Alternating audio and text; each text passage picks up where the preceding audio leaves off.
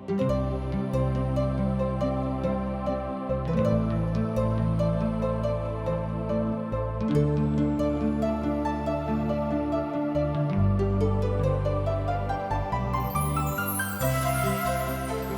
सब TWR India से प्रसारित कार्यक्रम जिंदगी के राह देखतनी। ई एगो सोचल विचारल ढंग से बाइबल की पुस्तकन का अध्ययन हवे। ए कार्यक्रम का उद्देश्य है कि संसार के बनावे वाले परमेश्वर की उद्देश्य के जानी और उनके इच्छा के अनुसार चल सकें। यही उद्देश्य के साथे हम ई कार्यक्रम आप खातिर हाजिर करतनी। कृपा करके देखी और सुनी ताकि परमेश्वर आपकी जिंदगी का रास्ता बतावे वाला ठहरस। प्रिय मित्र, आज हमनी के विचार करे के भजन 36 और 37 के एक खाली फिर दाऊद के ही ई रचना है। मुख्य गीत के ऊपर के शीर्षक है जाना तनी का है, संगीत बजावे वाला खातिर यहोवा के सेवक दाऊद के।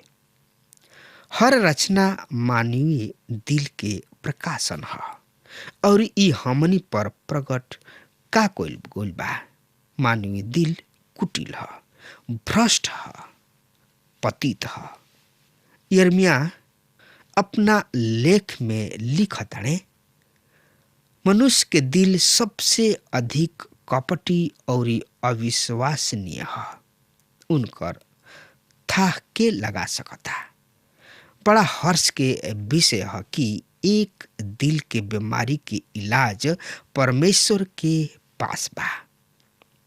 मित्र, तो एकरा बारे में जानकारी खातिर वह हमारा संगे अपन पवित्र शास्त्र बाइबल निकाल ली। भजन संहिता के किताब 36 अध्याय के 1 पद एह तरी से बता रहल बा। हम रवा खातिर पढ़ रहल बानी, सुनी। दुष्ट जन के अपराध हमरा भीतर ई कहता कि उनका नजर में परमेश्वर के कौनो भय नहीं खे।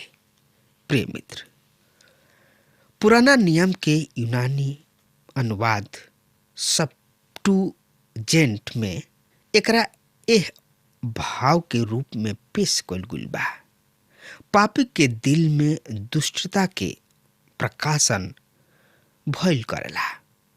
ऐसन होला ई प्रकाशन, ई और कुछ ना हो।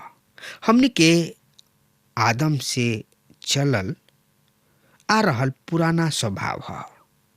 मसीह यीशु मत्ती रचित सुसमाचार एकर 15 अध्याय के 19 पद में इस सत्य पेश कइले बाणे। काहे कि बुरा विचार, हत्या, परागमन, बेविचार, चोरी चमारी, झूठ, गवाही दिहल और निंदा, शिकायत, चुगली खोरी, इस सब मन से निकलेला। मानव दिल से बढ़िया चीज कुछ ना निकलेला। तब संत पौलुस प्रेरित रोम में रहे वाला मसीही सब पर प्रकट कर रहल बाणे। मित्र, तो एकरा बारे में जानकारी खातिर रवा हमरा संगे आपन पवित्र शास्त्र बाइबल निकाल लेनी। हाँ, तो ओमे देखी रोमियो के पत्री 3 अध्याय के 18 पद में एह तरी से बतावल गइल बा। उनका आँखी के सामने परमेश्वर के भय है ये नइखे। प्रिय मित्र, ई पापी सबके प्रकाशन है। उ पुराना कल छल बल पाप से भरल स्वभाव अब तक पाप से जकड़ ले बा। केहू बड़ा ही चालाकी से गंभीरता कम करे के कोनो सलाह दिहले। अपना दिमाग के काम करे दा, उहे तोहार सबसे बढ़िया जिंदगी के राह दिखावे वाला है। हम यहाँ रुआ के सजग करावे चाहतानी। रौ दिमाग के सबसे बढ़िया सलाह ना है। अब पवित्र आत्मा रुआ के सबसे बढ़िया जिंदगी के राह दिखावे वाला हमें। दिमाग तो ऊ है जौन की रुआ पाप कर बैठला के बाद रुआ के कुदेरत रहेला। मित्र, तो यही अध्याय के 2 पद एकरा बारे में एह तरी से बता रहल बा। काहे कि उ अपना अधर्म के प्रकट होके और घिनौना ठहराव के विषय अपना मन में चिकनी चुपड़ी बात विचारत रहेला। मित्र, उ खुद आपन प्रशंसा करेला कि एकर तिरस्कार करे खातिर ओकर अधर्म प्रकट नहीं कइल जा सकत। बहुत बड़ टीकाकार मैथ्यू हनरी के बात बड़ा ही रोचक बा। उ कहतने पापी एगो आत्म विनाशक पद्धति के जीव होले। यदि उ खुद के धोखा ना दिहते उनका के कभी धोखा ना दे सकत रहन। पर का इनकर छलावा चिर अस्थाई है? ना, एक दिन आ रहल बा जब पापी सबके छल के पलंग निकाल दिहल जाई और अनावृत सही उनका सामने खड़ा हो जाई। उनका आंख में झांकी और उ उनका के देखी। हक्का बक्का होके कुछ ऐसन आभास होई कि एगो चीज जौन की दुष्टन के पीछा करला अनंत काल तक छोड़े वाली ना ह। उ ह उनकर आदम से चलल आ रहल पुराना स्वभाव प्रकृति। पुराना स्वभाव बड़ा ही गहरा दाग ह। ए दाग के कौना साबुन कौना पाउडर सबसे छोड़ाई रउआ बस एक ही डिटर्जेंट टिकिया के लेके रुआ कह सकतानी एकरा के नया बना देव हम और उ हमें प्रभु यीशु मसीह के खून। तब पौलुस प्रेरित के उद्गार उनका के भुलाइल स्थिति से बहरी ले आई। पौलुस कह रहल बाणे जे मसीह यीशु में बा उ नया सृष्टि है। पुराना बात बीत गइल, देख त उ सब नया हो गइल। पर पापी अनंत काल में भी अपना पुराना स्वभाव के साथ ही रह रहल बने। पर तब उ अपना पुराना स्वभाव से घिना रहल हुई हैं, अर्थात नरक में ओकरा भीतर भी ओकर आपन नरक ओकरा के कुदेरत रही। 3 पद यही तरी से बता रहल बा, सुनी ध्यान से। ओकरा मुंह के वचन दुष्टता और छल ह। उ बुद्धिमानी और भलाई के काम कइल छोड़ देले बा। प्रिय मित्र, आई यही लगले 4 पद के भी देख लिहल जाओ, यानी कि पढ़ लिहल जाओ। वो अपना बिछौना पर दुष्टता करे खातिर योजना बनावत रहेला। वो ऐसन राह अपना लेला जौन की भला ना हो।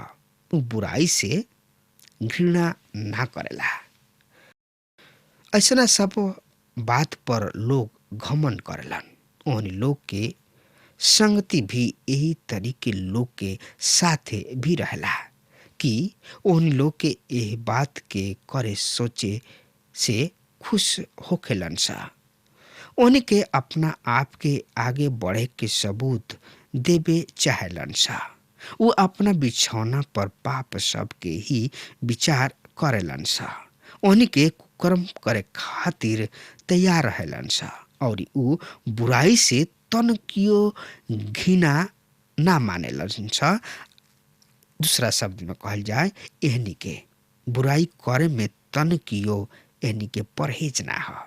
ओहनी के अपना बिस्तर पर सुख के चैन ना सुतेलन सा।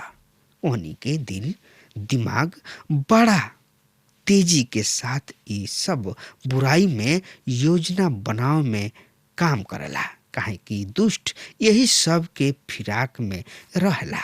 ओकर काम ही इहे ह। बुराई कइल ओहनी के सबसे बड़ा आनंद खुशी के बात होला।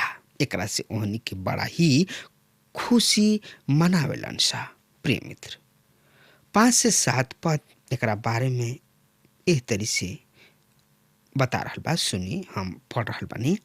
हे यहोवा, तोहार करुणा सड़क तक और ई तोहार सच्चाई आकाश मंडल तक फैलल बिया। तोहार धार्मिकता ऊंचा पहाड़ के समान बा। तोहर न्याय गहरा सागर के समान बा। हे यहोवा, तू मनुष्य और जानवर दोनों के रक्षा करेला। हे परमेश्वर, तोहार करुणा कतना अनमोल बा। मनुष्य के संतान तोहरा पाखी के छाया में शरण ले ले। प्रिय मित्र, कैसन सुख भइल शब्द यह। और ई फिर भी देखी ऐसन परमेश्वर के मानव ठुकरावत चलल जा रहल बा। ऐसना महान परमेश्वर के प्रति ओहनी लोग के दिल में इज्जत नहीं के, ना ही ओहनी लोग के दिल में ए महान परमेश्वर के जगह बा। दुष्ट लोग ए महान परमेश्वर के नहीं के लोग जानत, ओहनी लोग के मालूम नहीं के। ऐसन अलौकिक है उनका अनंत पांग के नीचे मिले वाला आराम। ई ऊ स्थान यानी कि जगह है जहाँ धार्मिक आदमी जाके शरण लिहल करलन, जहाँ सुहताले परमेश्वर के पंख के नीचे।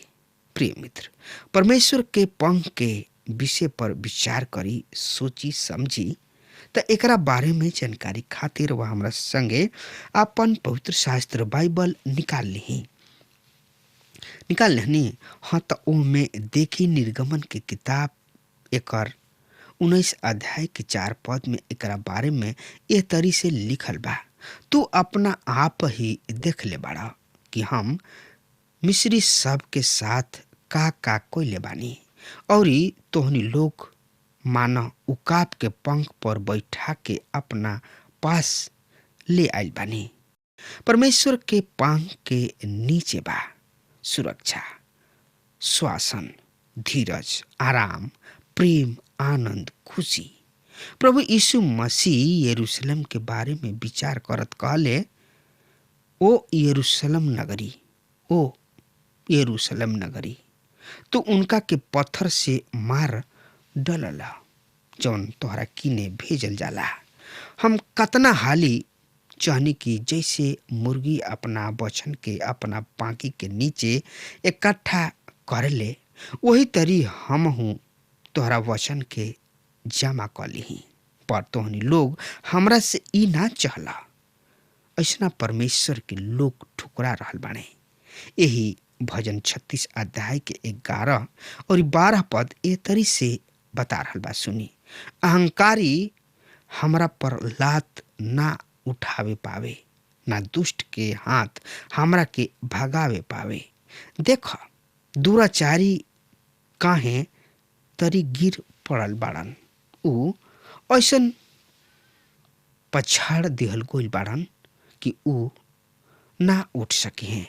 प्रिय मित्र, अब दाऊद के ई प्रार्थना बा कि परमेश्वर आपन अनुग्रह एवं कृपा हमरा ऊपर बना के राखस। दाऊद ई नेकन चाहत कि हम दुष्ट सब के हाथ में बिना मतलब के पड़ी, पर एगो विश्वासी के आदर्श दुआ प्रार्थना ई है। तो आई अब हमने के एक नजर 37 अध्याय के ऊपर डाली जाए। ये भविष्य के आशीष सब के प्रतिज्ञा के विषय है। ये भी वर्णमाला के अक्षर के विशेष योजना शैली में कोइल गोइल रचना है, जरा के अंग्रेजी में एक्रोस्टिक कहल गोइल बा। ए अध्याय में 40 पद बा और इब्री भाषा में 20 अक्षर होला। ए तरी पहला पद के शुरू होता अलेफ से, तीसरा बैत से, पांचवा गिमेल से। दाऊद के भजन परमेश्वर के भक्त सब के खातिर यह सब शताब्दी में महान आशीष के स्रोत रहल बा।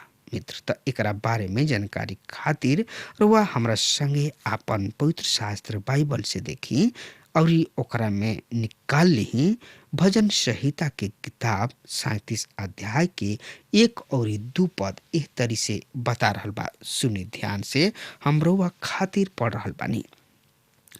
कुकर्मी सब के कारण मत कूढ़ा, और ना खराब काम करे वालन से जरा, काहे कि ओहनी के घास के समान मुरझा जइहन सा और हरियर के तरी कुम्भला जइहन सा। प्रिय मित्र, कुकर्मी सब के उन्नति एवं धनी से ये सब बात दाऊद के बेचैन क देले रहे, काहे कि दुष्ट अतना तेजी से बढ़त रहन। ई बात दाऊद के बेचैन क देले रहे। एकरा बारे में विचार करी तथा यह विषय पर विचार भजन 43 में कइल गइल बा और ई पुराना नियम में दूसरा जगह भी बा। का कारण बा कि अधर्मी कुकर्मी विकास के शिखर पर चलल जा रहल बाड़े। पुराना नियम में परमेश्वर अपना प्रजा के सांसारिक भौतिक आशीष देवे के प्रतिज्ञा कइले रहन, पर आज ना, हमनी के सब समृद्धि के प्रतिज्ञा स्वर्गिक जिंदगी में पूरा होला। पर इस्राएल के सब आशा ये पृथ्वी के खातिर रहे। अतः जब अधर्मी बढ़त फूलत फैलत जाता है तो उनकर व्याकुल होखल तो सही ही रहे। दुख भरल सत्य ई रहे कि धार्मिक के निर्धनता यानी कि गरीब होखल स्तंभ ही ना होत रहे। ई विभाग के सोचला से अलग के एगो कथा कहानी बन गई रहे। भजन 73 के लेखक असाफ के समान दाऊद भी यही निष्कर्ष पर पहुंचलन कि भविष्य में ठहरावल गईल एगो दिन उनकर दुर्गति घास के तरी हुई, जौना के भी यही तरी के विचार झलके के चाही। भला हिटलर काहे परमेश्वर के लोगन पर प्रबल हो सकले? कैसे मुसोलिनी अत्याचार के क्षेत्र में अतना गिर सकले? पर प्रिय श्रोता मित्र भाई बहन, तनकी सा विचार करी, कहाँ बा आज दोनों हिटलर और मुसोलिनी? ये दोनों जाना परमेश्वर के नजर में गिर गए। मित्र, अब हमार समय खत्म हो रहल बा, लेकिन ई जान ली कि रुआ हिटलर हुई चाहे कुछ भी होकी, प्रभु के सामने एक दिन वो कटघारा में खड़ा हो गई के बा। अब हमार समय खत्म हो रहल बा, तब तक खातिर वो हमरा के आज्ञा दी। परमेश्वर रुआ के बहुत ही आशीष देस। आमीन। हमके विश्वास बा कि ई कार्यक्रम आप सब खातिर फायदेमंद सिद्ध भइल हुई। हम चाहतनी कि आप सब आपन आपन आशीष हमरों से बांटी। अगर आप सबके लगे बाइबल से चाहे आपकी निजी जिंदगी से क्यों सवाल होके चाहे क्यों समस्या खातिर प्रार्थना करावे चाहतनी तो हमारी फोन नंबर पर जरूर संपर्क करें। परमेश्वर आप सबके बहुत आशीष प्रदान करें और आज का दिन आप खातिर सुखद बनावे।